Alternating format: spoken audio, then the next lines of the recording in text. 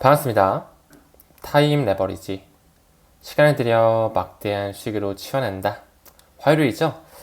요즘에 날씨가 꽤 낮에는 많이 덥더라고요. 이번 여름에는 또 얼마나 더우려고 벌써부터 6월달 이제 시작인데, 그쵸? 건강관리 잘 하셨으면 좋겠고요. 요즘에 시장 자체가 조금 지지부진한 흐름을 장기적으로 보여주다 보니까 많은 개미 투자자분들이 좀 떨어져 나가는 듯한 모습도 많이 연출이 되는 것 같아요. 우리는 사이클 투자하는 거 가치 투자자분들이시기 때문에 지금 이 시기를 굉장히 좀 잘 다지면서 잘 헤쳐 나가야 되는 그 시기다. 어려운 거 알고 있지만 반드시 펀더멘탈적인 부분에 집중을 해가지고 성공 투자 같이 좀 했으면 좋겠습니다. 그럼 천천히 시작해 볼게요. 이 XRP 레저에 대한 메인넷의 역사를 좀 봤을 때 2012년 6월 달에 시작이 됐다 이렇게 나오고 있죠. 그들은 벌써 12년 동안 인프라망을 확장해 왔죠. 많은 파트너십도 맺었고 기술적으로 업데이트, 업그레이드를 하면서 점점 전통규문과 맞물릴 수 있는 그 포텐셜이 수면 위로 떠오르는 시기가 다가와지고 있습니다. 리플의 공식 홈페이지에 들어가도 이 XRP 레저, 이 XRP 원장은 비즈니스용으로 제작됐다라는 거, 왜 리플이 프라이빗 블록체인으로서 설계를 해놨을까에 대해서 다시 한번 좀 생각한다면 왜 그 허용된 노드만 들어와서 트랜잭션을 굉장히 효율적으로 가져가게끔 컨센서스 레저라고 하는 그 합의 알고리즘을 채택하게끔 만들어 놨는지 저는 전통 규모가 맞물리기 위한 그 세력들, 그 글로벌 리스트들의 하나의 의도이지 않을까 이런 생각도 좀 드는 것 같아요. 한 송금 홈페이지가 있거든요. 펄사 익스체인지라고 해가지고 이 해당 거래소는 230개 이상의 국가에서 익명으로 리플 XRP를 사용하여 가지고 카드를 쉽게 구매하기도 하고 판매하기도 하고 송금까지 할 수 있는 그런 플랫폼이거든요.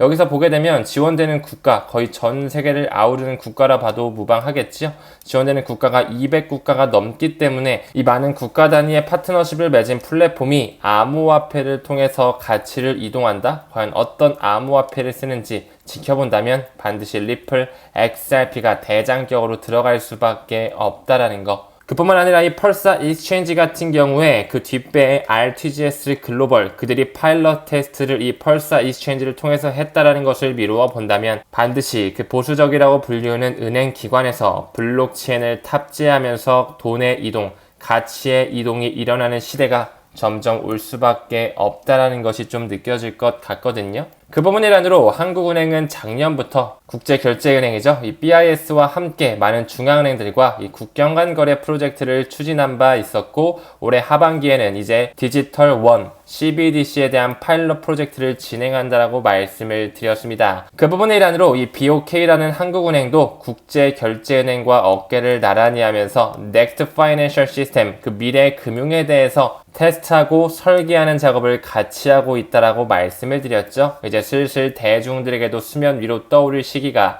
머지 않았네요. BIS 사무총장은 이런 얘기도 한 바 있었어요. 그쵸? 한국은행과 함께 CBDC 파일럿 프로젝트 하는 것 의미가 굉장히 크다. 앞으로 주식이라든지 부동산도 디지털화 해야 된다. 토크나이제이션, 모든 것을 토큰으로 살 수 있는 STO 시장뿐만 아니라 RWA라고 하는 Real World Asset에 대한 시장 또한 도래한다라고 말씀을 드렸죠. 이 한국은행 공식 홈페이지에 들어가도 이제 정말로 이 BIS와 함께 국가 간 지급 결제에 대한 개선 프로젝트, 그 아고라 프로젝트라는 것을 추진하는 것이 점점 수면 위로 떠올라지고 있습니다. BIS의 공식 홈페이지에 들어가게 되어도 이 그리스어로서 시장을 의미하는 아고라 프로젝트를 시작하면서 이제 은행에서 다른 은행, 해외 결제, 국경 간 결제를 함에 있어서 블록체인이 탑재될 수밖에 없는 시대가 온다라는 것이겠죠. 과연 여기서 이 코레스폰던트 뱅크, 바로 이 블록체인은 어떤 블록체인이 탑재될 것이며 홀스케일망에서는 어떤 유틸리티로서 어떤 토큰이 사라지면서 가치가 효율적으로 빠르고 저렴하게 이동하게 될지 우리는 공부를 통해 정답지를 알고 있습니다. 그 BIS 산하에 있는 바젤위원회에서도 역시나 마찬가지로 Distributed Ledger Technology라고 하는 분산 원장 기술을 이제 탑재하면서 점점 비용을 절감하고 효율성을 높일 수 있는 새로운 금융 시스템을 준비하고 있다라고 말씀을 드렸죠. 과연 어떤 회사의 블록체인이 쓰이고 어떤 회사의 분산 원장 기술이 쓰일지 지켜보셨으면 좋겠습니다. 굉장히 최근 기사죠. 한국은행이 이제 BIS와 함께 7개국과 함께 디지털 화폐 지급결제 플랫폼을 만든다. 이 프로젝트 아고라를 통해서 새로운 국경 간 결제의 망을 만든다. 이렇게 좀 해석드릴 수가 있겠죠. 과연 어떤 나라들과 같이 가는지 좀 살펴볼까요? 한국은행의 공식 자료고요. 역시나 마찬가지로 그 5대 기축통화국 달러, 파운드, 엔화, 유로화, 스위스 프랑뿐만 아니라 한국과 멕시코의 페소까지 들어가면서 이 7개국이 함께 프로젝트 아고라를 만들면서 국경 간 결제 새로운 플랫폼을 도입하려고 한다. 이 중심에는 XRP 레저의 생태계가 입혀진 분산 원장 기술이 탑재될 가능성 저는 100%라고 좀 보고 있습니다. 한국은행 총재가 이렇게 말하고 있죠. BIS와 연준과 함께 어깨를 나란히 하면서 이 아고라 프로젝트를 실시하며 앞으로의 해외 송금, 비용적인 부분, 시간적인 부분을 낮출 수 있다. 우리가 리플에 왜 투자하는지 정통적으로 이유를 알려주는 하나의 기사가 되지 않을까. 저는 좀 이렇게 보이네요. 한국경제정보센터 KDI에서도 나오고 있죠. 이 아고라 프로젝트 같은 경우는 토큰화된 예금 그리고 이제 기관용 중앙은행 화폐를 활용해가지고 통화 시스템에 대한 개선, 이제 가능성을 모색하는 그런 프로젝트다. 이제 진짜로 BOK뿐만 아니라 그 5대 기축통화를 자랑하고 있는 중앙은행들에서 아고라 프로젝트라는 것을 필두로 해서 새로운 금융 시스템을 준비하고 있구나. CBDC의 세상 또한 머지않은 시점에 ISO 2002 메시징 표준이라는 그 포장으로서 우리 시대에 파급 효과를 가져오는 일이 시간 문제라고 좀 생각을 합니다. 다음 트위터를 봤을 때 Why Japanese likes XRP라고 나오면서 일본은 XRP를 좋아한다라는 그런 문서가 좀 나오고 있죠.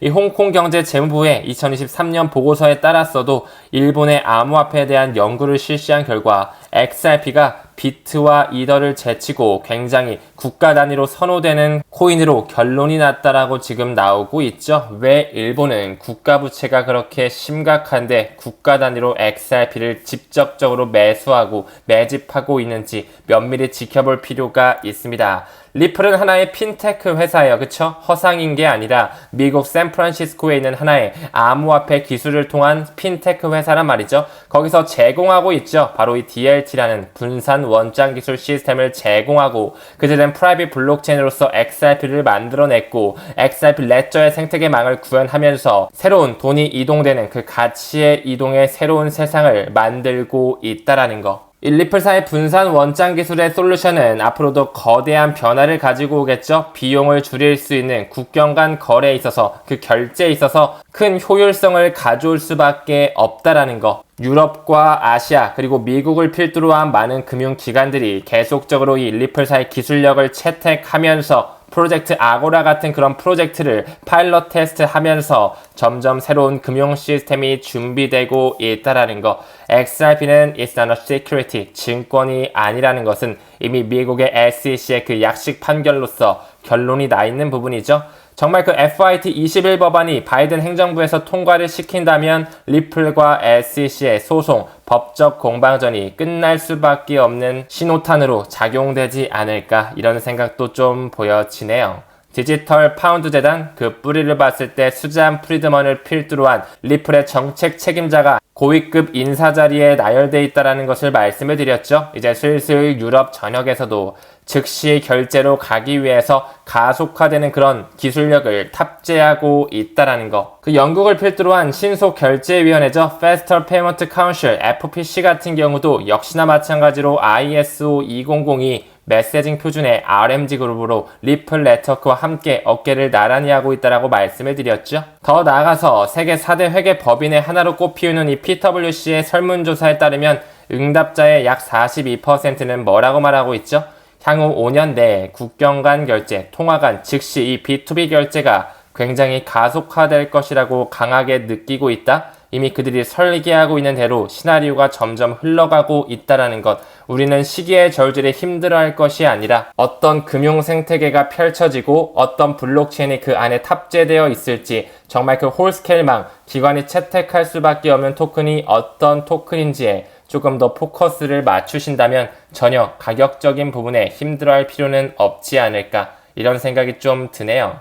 다음 기사 봤을 때 미국 유권자 3명 중에 1명 정도는 비트코인에 대한 입장이 어떤지, 바이든이 좀 더 친화적인지 트럼프가 친화적인지 그런 입장을 고려해서 투표할 것이다. 이렇게 좀 이야기하고 있네요. 그 중에 약 50%에 육박하는 유권자들은 비트코인과 같은 그런 암호화폐 투자를 희망하고 있는 사람이라는 것, 반드시 이 문명은 올 수밖에 없겠죠. 트럼프가 최근에 유죄 판결을 받았음에도 불구하고 계속적으로 이 선거 모금 활동을 암호화폐로 받고 있다. 최초로 비트코인 라이트닝 네트워크로서 대선 기부금을 받는다. 이 기사를 보고 저는 어떤 생각이 들었나?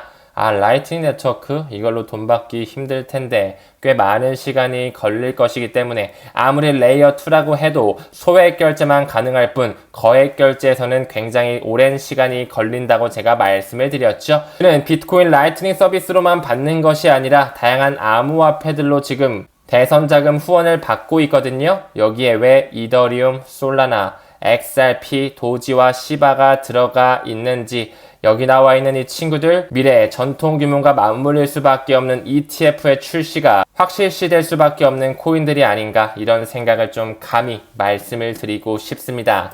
다음 트위터를 봤을 때 뭐라고 나오죠? 18개의 금융은행들은 향후 1년 이내, 12개월 이내에 결제적인 부분에서 XRP를 사용하기 시작하는데 이미 동의했다. 여기에 나열되어 있는 해당 은행들을 봤을 때 하나의 찌라시, 하나의 그냥 가십거리의 트위터가 아니라 이미 산탄데르는 미국의 초기 투자자로 있고요. 캐나디안 임페리얼 뱅크 오브 커머스, 이 CIBC 같은 경우도 역시나 과거부터 리플과 파트너십을 맺었고요. 인도를 필두로 한 코탁 마힌드라 뱅크, 그뿐만 아니죠. 예스뱅크라든지 HDFC, ICICI 뱅크 등등 인도 국가도 역시 리플이 점령했다라고 말씀을 드렸고요.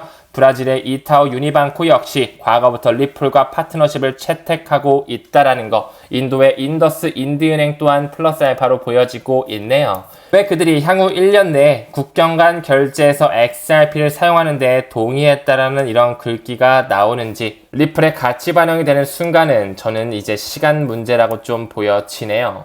다음 기사 봤을 때 지금 아직까지도 조금은 포모의 시장을 보여주지 않는 듯한, 조금은 답답하고 미온적인 상승과 하강을 보여주는 소강 상태를 보여주고 있죠. 하지만 이제 슬슬 올라갈 수밖에 없는 시기가 올 것입니다. 그 온체인 데이터를 봤을 때 고래의 움직임, 계속 그들은 공격적으로 매집하고 있다. 뿐만 아니라 새로운 비트코인 고래까지 나오면서 2024년에 벌써 100빌리언, 즉 1000억 달러 이상을 투자하고 있다. 이제 슬슬 초강세 신호가 보여지면서 비트코인 반감기 슈퍼 사이클이 우리를 기다리고 있다라는 것을 좀 직간접적으로 볼 수 있을 것 같아요. 그들은 계속적으로 불장을 만들기 전에 베어 트랩을 만들면서 개미 털기, 그 시기에 저울질 세력들의 손바꿈을 하고 있죠. 이제 슬슬 다시 초록색 박스권 불장으로 갈 수 있는 시기, 차트적 관점에서도 좀 공유드릴 수 있을 것 같습니다. 리플 투자자로서 이 해당 장표를 좀 많이 보셨을 것 같아요. 본인의 수량이 몇 개인지 한번 보시고 내가 몇 퍼센트 정도의 투자의 우위를 점하고 있는지 확인하셨으면 좋을 것 같습니다. 3만 개 정도만 가지고 있어도 2% 안에 들어오는 수치로 보여지네요. 10만 개 이상 XRP를 보유하신 분들이라면 0.5% 안에 들어갈 수 있는 퍼센티지에 들어간다라는 거. 사실 이 부분보다도 우리가 목표로 하고 있는 그 수량을 다시 한번 좀 생각하시면서 앞으로 5년, 10년 동안 언제까지 가지고 갈 수 있느냐, 이 부분은 당연히 여러분들의 내공에 따른, 실력에 따른, 리플에 대한 확신에 따라서 결과가 정해지겠죠? 투자의 선택은 당연히 본인의 몫에 있지만 저는 반드시 최소 그래도 2025년까지는 좀 가져가되 2030년, 2040년을 바라보면서 노후 자금까지 XRP를 1만 개에서 2만 개 정도는 좀 가져갔으면 좋겠다라고 말씀을 드렸습니다. 카드의 기득권사죠. 마스터카드에서도 크립토 크리덴셜을 출시하면서 이제 슬슬 단순화된 전송을 통해 폭넓은 암호화폐 채택에 집중하고 있다라는 거, 많은 중앙은행의 움직임, 카드의 기득권사들의 움직임을 미루어 보았을 때 결제 시장이 송두리째 바뀌는 그런 시대가 도래하고 있음, 준비되고 있음이 보여지죠.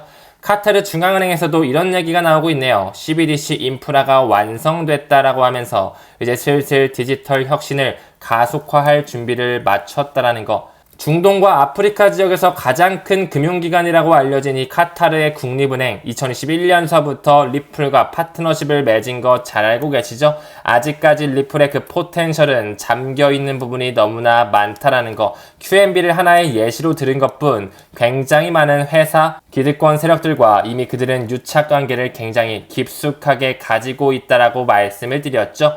QNB뿐만 아니라 화면에 보이시는 이런 기관들을 뒷배로 하고 있다? 그들의 의도가 다분히 좀 느껴지는 하나의 장표가 될 것 같네요. 가격적인 부분 때문에 좀 지치고 힘들 수 있어요. 날씨까지 좀 더워가지고 무기력하신 분들도 좀 계신 것 같은데요. 여러분들 성공 투자하는 부분에 쉬운 게 어디 있겠습니까? 돈 버는 게 쉽겠습니까? 같이 공부하면서 꾸준히 가치 투자 좀 이어갔으면 좋겠습니다. 금일도 시청해주시면 대단히 감사드리고요. 오늘도 좋은 하루 좀 보내셨으면 좋겠어요. 우리는 모든 면에서 점점 더 좋아지고 있습니다. 감사합니다. 성투합시다.